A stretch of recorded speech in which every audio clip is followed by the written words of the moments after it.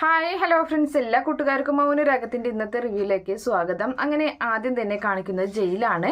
ജയിലിന്റെ അകത്ത് വിക്രമാണെങ്കിൽ അങ്ങനെ വിഷമിച്ചിരിക്കുകയാണ്. ആ സമയത്ത് അവിടേക്ക് രാഹുൽ വരുന്നുണ്ട്. രാഹുൽ ചോദിക്കുകയാണ്, അവൻ പോയതിന് ശേഷം ഒന്നും അറിയാൻ പറ്റിയില്ലല്ലോ, എൻ്റെ മകൾ ഉണ്ടായിരുന്നെങ്കിൽ എൻ്റെ മകൾ അവളെ പുറത്തിറങ്ങിക്കഴിഞ്ഞാൽ അവനെ കൊന്നു തള്ളിയേനെ എന്ന് പറയുമ്പോൾ വിക്രം ചോദിക്കുന്നുണ്ട്, അതിന് സരയുവിന് അറിയില്ലല്ലോ അവൻ പുറത്തിറങ്ങിയ കാര്യം എന്ന് പറയുകയാണ്. എന്തായാലും ആ ഗംഗപ്രസാദ് ഉണ്ടായിരുന്നെങ്കിൽ കാര്യങ്ങളൊക്കെ എളുപ്പമായിരുന്നു. അവൻ എന്തായാലും ഗംഗപ്രസാദിനെ പറ്റിയിട്ടുള്ള ന്യൂസുകളൊക്കെ നമുക്ക് കേൾക്കുന്നുണ്ടല്ലോ. അവന് ഭയങ്കര ദേഷ്യമാണ് എന്തായാലും നമ്മുടെ മനോഹരന്. അതുകൊണ്ട് തന്നെ അവനെ അവിടെ ഇട്ട് കൊല്ലുന്നേനെ എന്നൊക്കെ ഇങ്ങനെ പറയുകയാണ്. അപ്പോൾ ആ സമയത്ത് വിക്രം പറയുന്നുണ്ട്, അതെ എനിക്കായിരുന്നു ഒരു പരോള് കിട്ടേണ്ടത് ഈ സമയത്ത്. ആ കല്യാണത്തിൻ്റെ സമയത്ത് ഒരു പരോള് കിട്ടിയിരുന്നെങ്കിൽ അവരുടെ കല്യാണം ഞാൻ മുടക്കിയേനെ, പക്ഷേ അതെനിക്ക് സാധിച്ചില്ലല്ലോ എന്ന് പറയാണ്. എന്തായാലും ഗംഗ പുറത്തുണ്ടല്ലോ, അതുകൊണ്ട് തന്നെ ഗംഗ അവളെ കല്യാണം കഴിക്കാൻ പോകുന്ന ചെക്കനെ തന്നെയായിരിക്കും ഉന്നമിട്ടിട്ടുണ്ടായിരിക്കുക എന്നിങ്ങനെ പറയുന്നുണ്ട്. അപ്പോൾ ആ സമയത്ത് അവിടുത്തെ ജയിൽ വാർഡൻ വരികയാണ്. എന്നിട്ട് ചോദിക്കുന്നുണ്ട്, എന്താണ് ഇവിടെ എന്ന് ഒരു ചർച്ച എന്ന് ചോദിക്കുകയാണ്. അപ്പോൾ ആ സമയത്ത് ഒന്നുമില്ല, ഞങ്ങൾ പുറത്തു പോയതിനെ പറ്റി പറയുകയായിരുന്നു. എനിക്ക് തോന്നിയായിരുന്നു നിങ്ങൾ അവനെ തന്നെ പറ്റി പറയുകയായിരിക്കുമെന്നും. എന്തിനാടാ അവനെ പറ്റി പറയുന്നത്? അല്ല സാറേ, അവൻ എപ്പോഴാ പുറത്ത് പോയവൻ എപ്പോഴാ തിരിച്ചു വരാ എന്ന് ചോദിക്കുന്നുണ്ട്. എപ്പോഴെങ്കിലും വന്നോട്ടെ, നിങ്ങൾക്ക് എന്താ? എന്തായാലും അവൻ വരുന്നതിന് മുമ്പ് ദിവനെ രാഹുലിനെ ചൂണ്ടിക്കാണിച്ചിട്ട് പറയാണ്, ദിവനെ വിയൂരിലേക്ക് പറഞ്ഞയക്കണം എന്ന് പറയുകയാണ്. നീ കുറച്ച് നാൾ വിയൂരിൽ കിടന്നതല്ലേ എന്ന് വിക്രത്തിനോട് ചോദിക്കുന്നുണ്ട്. അപ്പോൾ ആ സമയത്ത് എവിടേക്ക് വേണമെങ്കിലും പറഞ്ഞു വിട്ടോ, പക്ഷേ അവനെയും കൂടി പറഞ്ഞു വിടണം സാറ് എന്ന് പറയുന്നുണ്ട് രാഹുൽ. എടാ, നിങ്ങൾക്കൊക്കെ തല്ലുകൂടാതെ ഇരുന്നൂടെ, നിനക്കൊക്കെ എന്താടാ എന്ന് ചോദിക്കുന്നുണ്ട്. ഒരുത്തൻ തന്നെ ജയിലിൽ നിന്ന് പുറത്തിറങ്ങിയിട്ട് എവിടെയാണെന്ന് പോലും അറിയില്ല. അത് കാരണം 2-3 പോലീസുകാരുടെ ജോലിയാണ് പോയത്. അപ്പോൾ അതുകൊണ്ട് തന്നെ അവനെ ഇനി കണ്ടു കിട്ടുകയാണെങ്കിൽ എവിടെ വെച്ച് കണ്ടു കഴിഞ്ഞാലും തോക്കെടുത്ത് വെടിവെച്ച് കൊന്നോളാനാണ് ഞങ്ങൾക്ക് കിട്ടിയിട്ടുള്ള ഉത്തരവ്. അവനെ എങ്ങനെയെങ്കിലും ഒന്ന് ചത്ത് കിട്ടിയാൽ മതി എന്നൊക്കെ ഇങ്ങനെ നമ്മുടെ ആ ജയിൽ വാർഡൻ പറയണ കേൾക്കുമ്പോൾ വിക്രം പറയാണ്, എന്നാലേ സാറേ എന്തായാലും ഗംഗേട്ടൻ ഇവിടേക്ക് വരുമല്ലോ, അപ്പോൾ അങ്ങനെ വരുന്ന സമയത്ത് ഞാൻ ഈ കാര്യങ്ങളൊക്കെ സാറിങ്ങനെ പറഞ്ഞു എന്നുള്ളത് പറയാം എന്ന് പറയുകയാണ്. അപ്പോൾ എന്തിനാടാ നീ ഒരു ശത്രുത ഉണ്ടാക്കി വെക്കുന്നത് എന്നൊക്കെ പറഞ്ഞിട്ട് അവിടെ നിന്നും പോവുകയാണ്. അപ്പോൾ വിക്രം പറയുന്നുണ്ട്, അവൻ സാറിൻ്റെ വീട്ടിൽ വരാതെ നോക്കിക്കോ എന്ന് പറയുമ്പോൾ, എന്തിനാ അവൻ എൻ്റെ വീട്ടിലേക്ക് വരുന്നത്? ഞാനുമായിട്ട് യാതൊരു വിധത്തിലുള്ള ശത്രുതയില്ലല്ലോ എന്നിങ്ങനെ പറഞ്ഞിട്ട് അവിടെ നിന്നും പോവുകയാണ്. അങ്ങനെ അതിനുശേഷം കാണിക്കുന്നത് നമ്മുടെ മനോഹറിനെയാണ്. മനോഹർ ജയിലിൽ പുറത്തിറങ്ങിയതിന് ശേഷം അവൻ ഒരു വാടകയ്ക്ക് ഒരു 2 വീലർ എടുക്കാൻ വേണ്ടി വാടക കൊടുക്കുന്ന സ്ഥലത്ത് വന്നിരിക്കുകയാണ്. അപ്പോൾ അവിടുത്തെ ചേട്ടനോട് ചോദിക്കുന്നുണ്ട്, എനിക്കൊരു വണ്ടി വേണമെന്ന് പറയാണ്. വണ്ടിയൊക്കെ തരാം, പക്ഷേ ഐഡൻറ്റി കാർഡും ആധാർ കാർഡൊക്കെ വേണമെന്ന് പറയും. അപ്പോൾ അതൊക്കെ തരാം, അതൊക്കെ ഉണ്ട് എന്ന് പറയുന്നുണ്ട്. അപ്പോൾ എത്ര ദിവസത്തിനാണ് വേണ്ടതെന്ന് ചോദിക്കുമ്പോൾ, എന്തായാലും ഒരു 2 ദിവസത്തിന് വേണ്ടി വരുമെന്ന് പറയുകയാണ്. അപ്പോൾ ആധാർ കാർഡ് ഇപ്പം എൻ്റെ കയ്യിലില്ല, പക്ഷേ ഫോണിൽ ഉണ്ട്, അത് അയച്ചു തന്നാൽ പോരെ എന്ന് ചോദിക്കുമ്പോൾ അത് മതി എന്ന് പറയുകയാണ്. അങ്ങനെ ഫോൺ നമ്പർ കൈമാറിയിട്ട് മനോഹർ തൻ്റെ ആധാറിൻ്റെ ഇത് അയച്ചു കൊടുക്കുകയാണ്. അതിനുശേഷമാണെങ്കിൽ ഒരു ഹെൽമെറ്റ് എടുത്തുകൊണ്ട് വരികയാണ്. എന്നിട്ട് പറയുന്നുണ്ട്, ഇത് വെച്ച് പൊക്കോളണം എന്ന് പറഞ്ഞിട്ട് അഡ്വാൻസ് തുക നമ്മുടെ മനോഹർ അദ്ദേഹത്തിന് വെച്ച് കൊടുക്കുകയാണ്. എന്നിട്ട് ശരി, എങ്ങാനും ഇനി വണ്ടി നേരം വൈകി കഴിഞ്ഞാൽ ഈ നമ്പറിലോട്ട് വിളിച്ചാൽ മതി ചേട്ടാ എന്നും പറഞ്ഞു. ഓക്കെ എന്നും പറഞ്ഞിട്ട് അപ്പോൾ വണ്ടിയൊക്കെ കണ്ടീഷനല്ലേ എന്ന് ചോദിക്കുന്നത്. കണ്ടീഷൻ തന്നെയാണ്, പക്ഷെ കൊണ്ടുപോകുന്നത് കണ്ടീഷനിൽ തന്നെ തിരിച്ചു കൊണ്ടുവരണം, അത്രയേ ഉള്ളൂ എന്ന് പറയുമ്പോൾ അത് നോക്കിക്കോളാം ചേട്ടാ എന്നും പറഞ്ഞിട്ടാണ് വണ്ടി അവിടെ നിന്ന് നമ്മുടെ മനോഹർ എടുക്കുന്നത്. അങ്ങനെ നേരെ പോകുന്നത് തൻ്റെ കുഞ്ഞിനെ കാണാൻ വേണ്ടിയിട്ട് അവരുടെ ആ ഒരു വീട്ടിലേക്കാണ്. ആ ഗേറ്റിൻ്റെ അവിടെ ഇങ്ങനെ പാത്തും പതുങ്ങി അവൻ അങ്ങനെ നിൽക്കുകയാണ്. പക്ഷെ അകത്താണെങ്കിൽ തൻ്റെ കുഞ്ഞിരുന്നിട്ട് ഡ്രസ്സൊക്കെ ഇട്ടിട്ട് ഇങ്ങനെ കളിച്ചുകൊണ്ടിരിക്കുകയാണ് കേട്ടോ. അപ്പോൾ അവിടേക്ക് ശാരി വരുന്നുണ്ട്. വാവേ നമുക്ക് പോകണ്ടേ എന്നും ചോദിച്ചിട്ട് കുഞ്ഞിനെ എടുക്കുകയാണ്. അപ്പോഴേക്കും സരി ഒരുങ്ങി വരികയാണ്. പോയാലോ മോളെ? പക്ഷേ അന്ന് ഇവൾക്ക് കാർത്തികയ്ക്ക് ജ്വൽസ് എടുക്കാൻ വേണ്ടി പോയ സമയത്ത് അപ്പോൾ എല്ലാം വാങ്ങിയാൽ മതിയായിരുന്നു എന്ന് പറയുന്നുണ്ട്. അമ്മയ്ക്കിപ്പോൾ എന്തെങ്കിലും ബുദ്ധിമുട്ടുണ്ടോ പോരാനായിട്ട് എന്ന് ചോദിക്കുകയാണ് സരയും. ഒരു ബുദ്ധിമുട്ടില്ല, പിന്നെന്തേ എന്ന് പറഞ്ഞിട്ട് കാർത്തികേച്ചിക്ക് സ്വർണം വാങ്ങിച്ചത് ഒരുപാട് പൈസയായി, അപ്പോൾ ഇനി അത്ര അധികം പൈസയൊന്നും എൻ്റെ കയ്യിലില്ല, ഇനിയിപ്പോൾ നോക്കിയും കണ്ടും ചിലവാക്കണം. പിന്നെ പെൺകുട്ടികൾ ഡ്രസ്സ് ഇടുന്നത് അത് ചിലർ ആൺകുട്ടികളെ ആകർഷിക്കാനൊക്കെ വേണ്ടിയിട്ടാണ്, ഇനിയിപ്പോൾ എനിക്കതിൻ്റെ ആവശ്യമൊന്നുമില്ല, അതുകൊണ്ട് ചെറിയൊരു പൈസയുടെ ഡ്രസ്സൊക്കെ എടുത്താൽ മതി എന്ന് പറയാണ്. അപ്പോൾ കാറിൻ്റെ അരികിലേക്ക് വരികയാണ്. അങ്ങനെ ആ സമയത്ത് ഷാരിയോട് സരയു പറയാണ്, നിങ്ങൾക്ക് വെറുതെ ഇരിക്കില്ല വീട്ടിൽ, ഒരു ഡ്രൈവിംഗ് ഒക്കെ പഠിച്ചൂടെ എന്ന് ചോദിക്കുന്നുണ്ട്. ഈ കാർ ഡ്രൈവർ എപ്പോഴെപ്പോഴും ബുദ്ധിമുട്ടിക്കണോ എന്ന് ചോദിക്കുകയാണ്. അപ്പോൾ ആ സമയത്ത് മോളെ എനിക്കിവിടെ ഒരുപാട് ജോലിയില്ലേ എന്ന് പറയുന്നുണ്ട്. എന്ത് ജോലി? യാമിനി ചേച്ചി ചെയ്യുന്നതിന് ഒപ്പം ഒന്ന് സഹായിച്ചു കൊടുക്കുക, അല്ലാതെ എന്ത് ജോലിയാണ് നിങ്ങൾക്ക് ഇവിടെ ഉള്ളത് എന്ന് ചോദിക്കുന്നുണ്ട്. അപ്പോൾ അങ്ങനെ അപ്പോൾ ഷാരി ഒന്നും മിണ്ടാതെ നിൽക്കുകയാണ്. ഷാരി പറയുന്നുണ്ട്, നോക്കട്ടെ മോളെ, ഞാൻ പഠിക്കാൻ പറ്റുമെങ്കിൽ പഠിക്കാം എന്ന് പറയുകയാണ്. അങ്ങനെ നമ്മൾ സരയു പറയാണ്, എൻ്റെ അമ്മ അമ്പലത്തിലോട്ട് പോകുന്നുണ്ട്, എന്തിനാണെന്നറിയും, എനിക്ക് നല്ലത് വരാനും മനോഹർ എൻ്റെ പിന്നിലൂടെ പിന്തുടരാതിരിക്കാനും അതുപോലെ തന്നെ കാർത്തികേച്ചിയുടെ വിവാഹം നല്ല രീതിയിൽ നടക്കാനും ഗംഗപ്രസാദിന് അപകടം വരാനും അതിനൊക്കെയാണ് എൻ്റെ അമ്മ പോയിട്ട് പ്രാർത്ഥിക്കുന്നത് എന്ന് പറയുമ്പോൾ, ഞാനും മോളെ പോവാറുണ്ടല്ലോ, ഞാനും പ്രാർത്ഥിക്കാറുണ്ടല്ലോ എന്ന് ഷാരി പറയുകയാണ്. അപ്പോൾ ആ സമയത്ത് നിങ്ങൾ പ്രാർത്ഥിക്കും, നിങ്ങൾ പ്രാർത്ഥിച്ചതിൻ്റെ ഗുണമാണ് ഇപ്പോൾ അച്ഛൻ ജയിലിൽ കിടക്കുന്നത് എന്ന് പറയുമ്പോൾ ഷാരി പറയുന്നുണ്ട്, അത് അയാളുടെ കയ്യിലിരിപ്പോണ്ടല്ലേ എന്ന് പറയാണ്. എന്ത് കയ്യിലിരിപ്പോണ്ടായാലും അച്ഛൻ എന്നെ ഒരുപാട് ഇഷ്ടമാണ്, എനിക്ക് വേണ്ടിയിട്ട് ആ മനോഹറിനെ കൊല്ലാൻ വേണ്ടിയൊക്കെ തയ്യാറായി നിൽക്കുകയാണ് എന്ന് പറയുന്നു. അങ്ങനെ നിൽക്കുകയാണ്. അപ്പോൾ ഇടയ്ക്കിടയ്ക്ക് നമ്മുടെ ഷാരി ഇങ്ങനെ ഇടയ്ക്കിടയ്ക്ക് നോവിക്കുന്നുണ്ട്. അങ്ങനെ അതിനുശേഷം അവരങ്ങനെ കാറിൽ എന്തായാലും കാറിൽ പോകാം എന്നും പറഞ്ഞിട്ട് അങ്ങനെ കാറിൽ കയറണം. എന്തായാലും ഇവരെ ഇങ്ങനെ നോട്ടമിട്ടിട്ട് ഇവരെ നിരീക്ഷിച്ചുകൊണ്ട് ഗേറ്റിൻ്റെ അപ്പുറത്തായിട്ട് നമ്മുടെ മനോഹർ നിൽക്കുന്നുണ്ടായിരിക്കും. അപ്പോൾ തൻ്റെ കുഞ്ഞുമായിട്ട് എവിടെ പോവുകയാണെന്ന് അവന് മനസ്സിലാകുന്നുണ്ട്.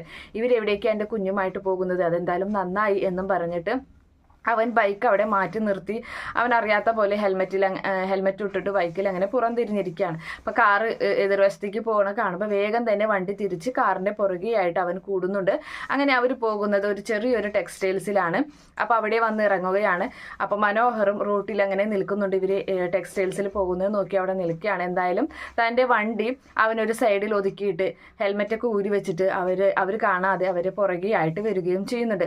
അപ്പോൾ ഷാരി ചോദിക്കുകയാണ് സരയുവിനോട്, മോളെ എന്താ ഈ ഒരു ടെക്സ്റ്റൈൽസിൽ ഇതിലുള്ളതെല്ലാം നമ്മൾ വരാറ് എന്ന് പറയുമ്പോൾ, ഇതിലോട്ടൊക്കെ വന്നാൽ മതി, വലിയ വലിയ ടെക്സ്റ്റൈൽസ് നോക്കി പോയി കഴിഞ്ഞാൽ കാശ് ഒരുപാട് കൊടുക്കേണ്ടി വരും, ഇപ്പോൾ അത് അത്രയ്ക്ക് കൊടുക്കാനുള്ള പൈസ ഒന്നും എൻ്റെ കയ്യിലില്ല, നിങ്ങളുടെ കയ്യിലില്ലല്ലോ എന്നിങ്ങനെ ചോദിക്കുകയാണ്. അപ്പോൾ ഇല്ല മോളെ, ഞാൻ ചോദിച്ചതാണെന്ന് പറയുന്നുണ്ട്. എന്തായാലും കുഞ്ഞിന് ഡ്രസ്സ് എടുക്കണം, എനിക്കും എടുക്കണം, പിന്നെ എൻ്റെ അമ്മയ്ക്ക് എടുക്കണം, നിങ്ങൾക്ക് വേണമെങ്കിൽ നിങ്ങളും എടുത്തോ എന്ന് പറയുകയാണ്. എനിക്കില്ലേലും കുഴപ്പമില്ല മോളെ എന്ന് പറഞ്ഞു. എന്തായാലും അകത്തേക്ക് പോകാം എന്നും പറഞ്ഞ് അങ്ങനെ അവരങ്ങനെ അകത്തേക്ക് പോകുന്നുണ്ട്. പുറകെയായി നമ്മുടെ മനോഹറും കൂടുകയാണ്. അതിനുശേഷം കാണിക്കുന്നത് കിരണും അതുപോലെ ഹരി സാറും വേലുവും കൂടി സംസാരിക്കുകയാണ്. അപ്പോൾ വേലു പറയുന്നുണ്ട്, അവനെ എൻ്റെ കയ്യിൽ കിട്ടുകയാണെങ്കിൽ എനിക്കാണെങ്കിൽ നല്ല ഉന്നമുള്ളതാണ്, പുറകിൽ നിന്ന് കത്തിയെറിഞ്ഞ് അവനെ കൊല്ലാനുള്ള കാര്യമൊക്കെ എനിക്കറിയാം. അപ്പോൾ ഹരി സാറ് പറയുന്നുണ്ട്, അവനിവിടെ കറങ്ങി നടക്കുന്നുണ്ടെന്ന് പറഞ്ഞു. അപ്പോൾ അത് 1-2 CCTVയിൽ അവനെ കണ്ടായിരുന്നു എന്ന് കിരണും പറയുന്നുണ്ട്. ബൈജുവും അതുപോലെ രതീഷും കൂടി കണ്ടത് അവനെ തന്നെയാവാനാണ് സാധ്യത എന്ന് പറയുമ്പോൾ, ആ സമയത്ത് ഞാൻ ഉണ്ടാകേണ്ടതായിരുന്നു എന്നൊക്കെ ഇങ്ങനെ വേല് പറയുന്നുണ്ട്. അങ്ങനെ ആ സമയത്ത് ദാസ്, അതായത് അവരുടെ കമ്പനിയിലെ സെക്യൂരിറ്റി അവർക്ക് ചായയുമായിട്ട് വരുന്നുണ്ട്. ഇനി എല്ലാവരും ചായ കുടിക്കുക എന്ന് പറഞ്ഞ് അവർക്കൊക്കെ ചായ കൊടുക്കുകയാണ്. അങ്ങനെ അത് കുടിച്ചിട്ട് പറയുന്നുണ്ട്, നിനക്ക് ഇവിടെ നല്ലൊരു ജോലി ശരിയാക്കി തരാടാ, നീ ഇനി അവിടേക്കൊന്നും പോകണ്ട എന്ന് കിരൺ പറയുന്നുണ്ട്.